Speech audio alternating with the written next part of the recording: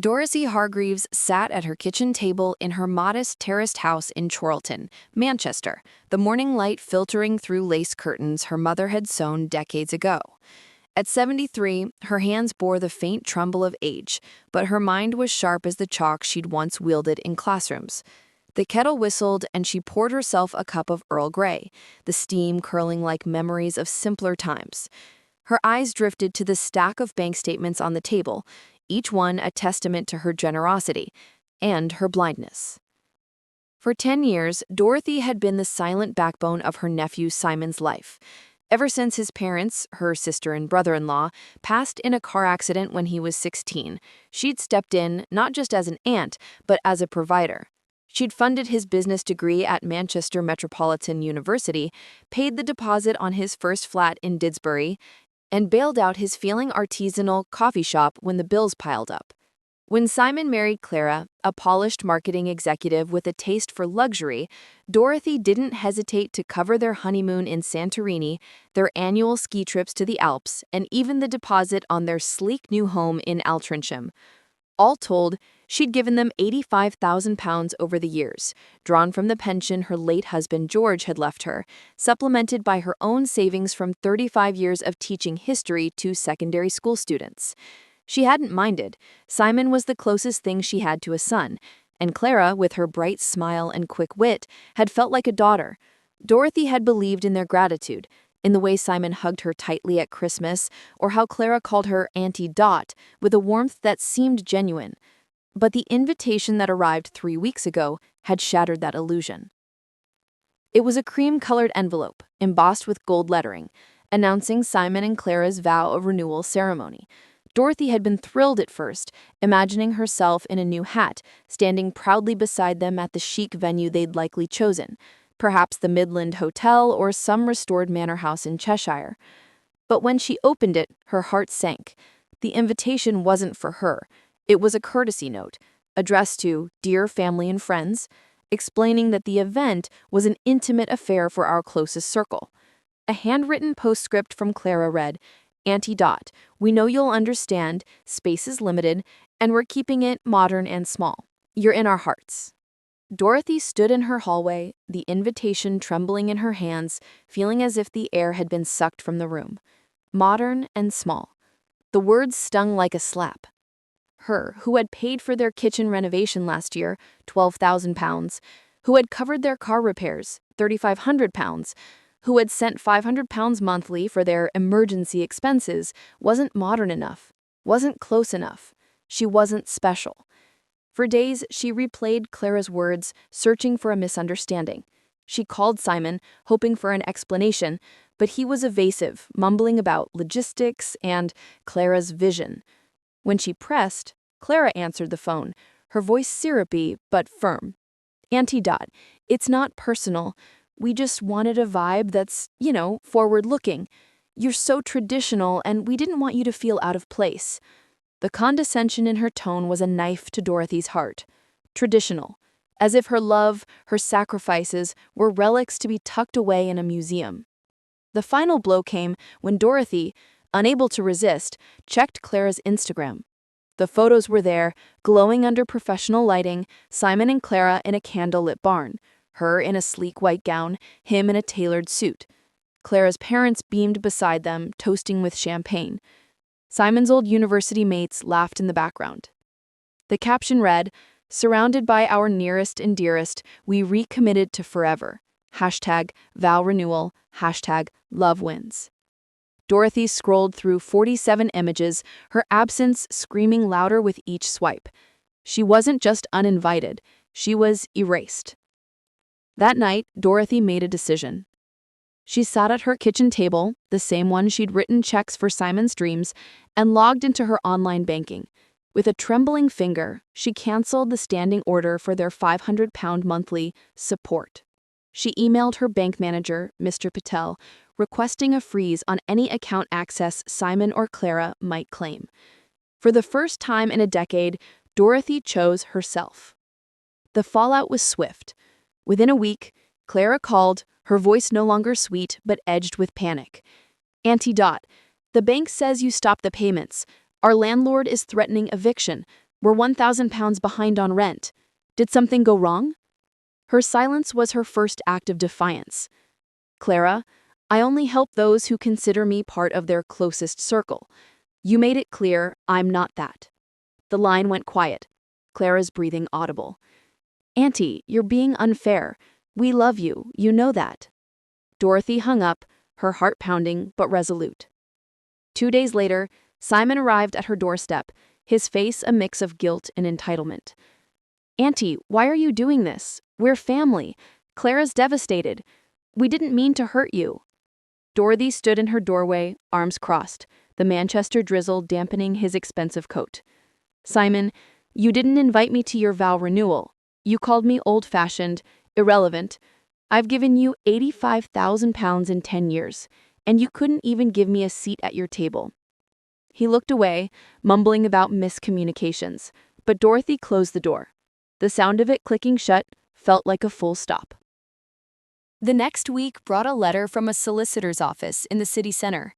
Simon and Clara were petitioning for a power of attorney, claiming Dorothy was showing signs of mental instability and erratic financial decisions.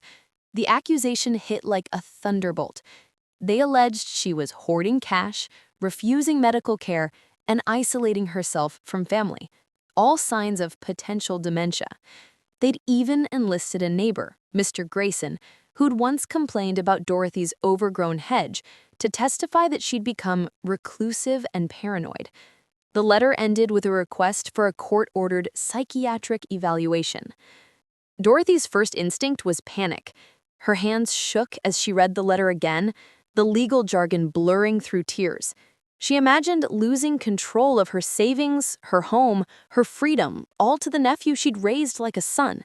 But then anger replaced fear.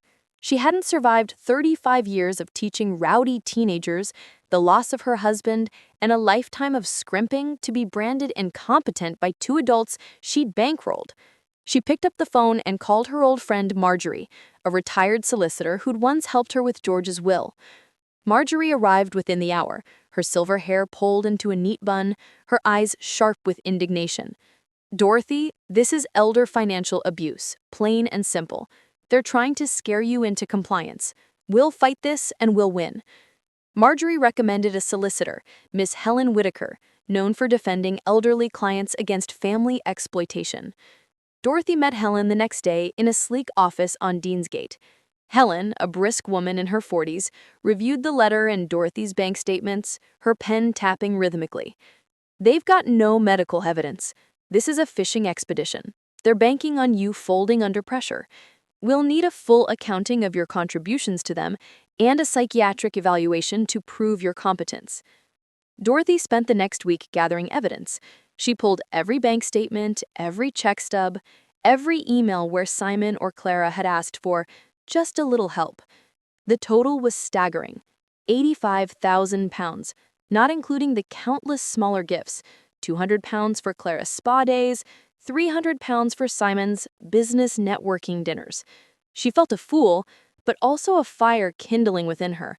She wasn't just fighting for her money, she was fighting for her dignity. Helen arranged for a psychiatric evaluation with Dr. Susan Patel, a respected geriatric psychiatrist. Dorothy sat in Dr. Patel's office in Cheadle, answering questions about her memory, her daily routines, her financial decisions. She completed cognitive tests, math problems, word associations, memory exercises, with ease. Dr. Patel smiled as she reviewed the results. "Mrs. Hargreaves, your cognitive function is exceptional for your age. You're sharper than most 50-year-olds I see. I'll write a report that leaves no room for doubt." Armed with Dr. Patel's report, Dorothy felt a surge of confidence. But the battle was far from over. Simon and Clara escalated their campaign, sending a social worker from Manchester City Council's Adult Services to her home for a wellness check. The social worker, a young woman named Miss Carter, arrived with a clipboard and a concerned frown. "Mrs. Hargreaves, we've had reports that you're isolating yourself and making irrational financial decisions. Can we discuss this?" Dorothy invited her in, offering tea to keep the mood civil, but her heart raced. She called Helen, who arrived within 30 minutes, her presence a calming force. "Miss Carter," Helen said, My client is fully competent, as confirmed by a recent psychiatric evaluation. These allegations come from family members who have financially exploited her for a decade. I have documentation of £85,000 in transfers, none of which were repaid or acknowledged with basic respect.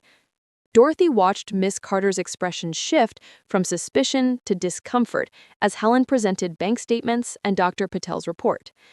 Mrs. Hargreaves, Miss Carter said, closing her clipboard, I see no cause for concern here. I'll note that in my report. As she left, Dorothy felt a weight lift, but she knew Simon and Clara wouldn't stop. The real threat came a month later, a court summons. Simon and Clara had filed for guardianship, claiming Dorothy's mental decline endangered her well-being. They'd secured 3 witnesses, Mr. Grayson, who called her erratic for trimming her hedge at 7 a.m., a pharmacist, Mr. Lloyd, who claimed she had refused to collect prescriptions, a lie as Dorothy only took vitamins, and Clara's mother, who swore Dorothy had become hostile and delusional. The hearing was set for 6 weeks later at Manchester Civil Justice Centre. Dorothy's days became a whirlwind of preparation. Helen hired a private investigator to dig into Simon and Clara's finances, uncovering credit card debts and a second mortgage they'd taken out, assuming Dorothy's support would continue indefinitely. The investigator also found that Clara had bragged on a private WhatsApp group about securing Auntie Dot's pension for their next holiday. The messages were admissible in court, a damning glimpse into their motives. Dorothy also reached out to her bridge club, a group of women she'd played with for years, but had neglected while tending to Simon's needs. The club, led by Joan, a sprightly 68-year-old with a penchant for gin and sharp wit, rallied around her. Joan, a Patricia, Ellen, and Mavis were outraged. They've bled you dry, love, Patricia said, her Scouse accent thick with indignation. You're the sanest person we know. Their support was a lifeline, reminding Dorothy she wasn't alone. As the court date approached, Dorothy's routine transformed. She started each day with a walk along the Mersey, the river's gentle flow calming her nerves. She joined a local gardening club, tending to roses and learning about perennials from Ellen, who'd once run a nursery. She even signed up for a painting class at Chorlton Library, rediscovering a hobby she'd abandoned when Simon's emergencies took precedence. Each step was a reclamation of her life, a reminder that she was more than a checkbook. The night before the hearing, Dorothy couldn't sleep. She sat in her living room, surrounded by photos of George and a young Simon, the boy who'd always drawn her pictures and called her the best auntie ever. She wondered where that boy had gone when he'd become a man who saw her as a means to an end. But she didn't cry. Instead, she wrote a letter to herself, a promise to never again let guilt or obligation define her worth. She sealed it and tucked it into her handbag, a talisman for the fight ahead. The Manchester Civil Justice Centre was a stark, modern building, its glass facade reflecting the gray October sky. Dorothy arrived in a navy wool coat, her silver hair neatly pinned, her chin high. Helen was by her side, exuding confidence. Inside, Simon and Clara sat with their solicitor, a slick man named Mr. Vaughn, whose tailored suit screamed money Dorothy suspected they didn't have. Simon avoided her gaze, but Clara's eyes locked onto hers, cold and calculating. The hearing began with Mr. Vaughn's opening statement, painting Dorothy as a lonely, confused widow swayed by opportunistic neighbors and a greedy solicitor. He called Mr. Grayson, who grumbled about Dorothy's odd behavior, like refusing to chat when he complained about her hedge. Helen dismantled him on cross-examination, getting him to admit he barely knew Dorothy and had a personal grudge. The pharmacist, Mr. Lloyd, faltered when Helen presented Dorothy's purchase records, showing only vitamins and no neglected prescriptions. Clara's mother was the weakest, her testimony vague and emotional, crumbling when Helen asked for specific examples of Dorothy's delusions. Then came Simon and Clara. Clara took the stand first, her tears rehearsed. Auntie Dot was always so generous, but she's changed. She's cut us off, installed cameras, pushed us away. We're just trying to protect her. Helen's cross-examination was surgical. Mrs. Brooks, did you tell my client she wasn't invited to your vow of renewal because she was too traditional? Clara stammered. It was a small event. Was it small when you posted 47 photos on Instagram, including your entire family but excluding my client? The courtroom murmured, and Clara had no answer. Simon's testimony was harder to bear. He spoke of Dorothy's generosity but claimed her recent actions were out of character. Helen pounced. "Mr. Brooks, did you receive £85,000 from my client over 10 years?" "Roughly," he muttered. "And when was the last time you visited her without requesting money?" Silence. "Is it true you entered her home without permission to review her private documents?" Simon's face flushed, his answers vague. Dorothy's turn came last. She took the stand, her heart steady despite the weight of every eye on her. Helen guided her through her story: the years of giving, the vow of renewal betrayal, the financial abuse, the legal threats. "Why did you stop supporting them, Mrs. Hargreaves?" Dorothy's voice was clear, resonant. "Because I realized they didn't love me. They loved my money. I was their aunt, their provider, but never their family. I chose to protect myself, to live for myself, for the first time in years." Mr. Vaughn's cross-examination tried to trip her up, suggesting her bridge club friends had influenced her, but Dorothy's answers were precise, her memory unflinching. Helen called Dr. Patel, who presented Dorothy's stellar cognitive results. Joan, Patricia, and Ellen testified to her vitality, her clarity, and her joy in their company. The private investigators' evidence, Clara's WhatsApp messages, and their financial troubles sealed the case, exposing their greed. Judge Patel, a woman with a no-nonsense demeanor, deliberated for an hour. When she returned, her ruling was unequivocal. Mrs. Dorothy Hargreaves is fully competent, as evidenced by medical evaluations and her articulate testimony.